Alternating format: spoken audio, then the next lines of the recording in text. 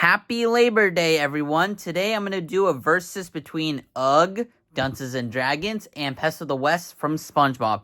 I've been meaning to do this one for a while, but now I'm finally doing it. So without further ado, let's see which one is the best episode to watch during Labor Day weekend.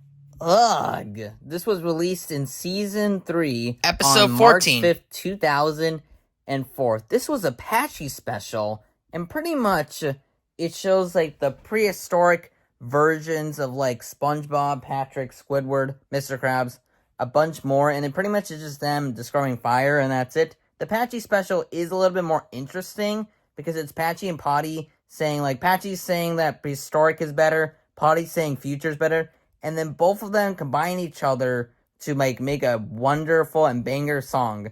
And honestly, it's a great episode, to be honest. But honestly, though, not many people remember this episode. Like, even though it received like positive reviews back in the day, it wasn't like it's not like hugely popular nowadays. But I think that's because the episode is just very simple and all that stuff. It's not really interesting. I mean, it's interesting, but not interesting like in, crazy sense. So, oh well, it's nice to watch, but not like great, Dunces and Dragons, Season 4, Episode 6, released on February 20th, 2006.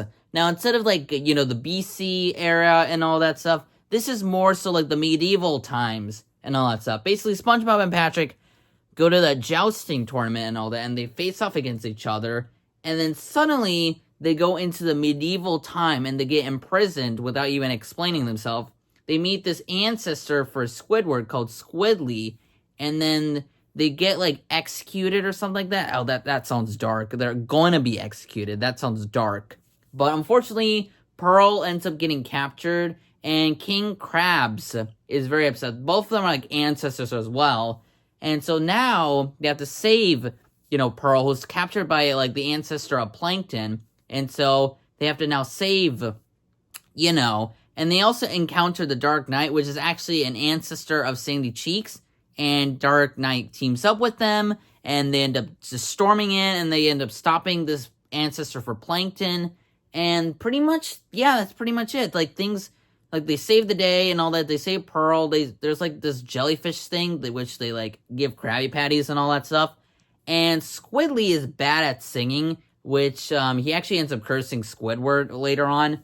Oh, yeah, and because his singing is bad, SpongeBob and Patrick go back into the medieval times, like, area, the jousting tournament, and Squidly arrives. So, honestly, this is a really funny episode. If you love medieval times and you love the concept, it's so funny. It's honestly one of the best episodes made in Season 4. Honestly, if you love SpongeBob and all that, it's a wonderful episode, and it's super, super great. Pest of the West, a Season 5 episode, which is Episode 16. This was released on April 11, 2008. So we went through BC, we went to medieval times. This takes place in the Wild West. Pretty much SpongeBob, like the beginning of the episode, SpongeBob like discovers like Patrick Star as like a famous relative, like also named Patrick. And there's a lot of other people like Mr. Krabs, Sandy, like Squidward. They all have like these ancestors and all that stuff for Wild West, and SpongeBob feels a little bit bad, but turns out he is the great-great-great-grandson to a Western hero called SpongeBob SquarePants. Pretty much the story is that he comes into town and all that stuff, and there's this guy named Deadeye Plankton who wants to, stop, SpongeBob and all that stuff, so SpongeBob becomes a sheriff.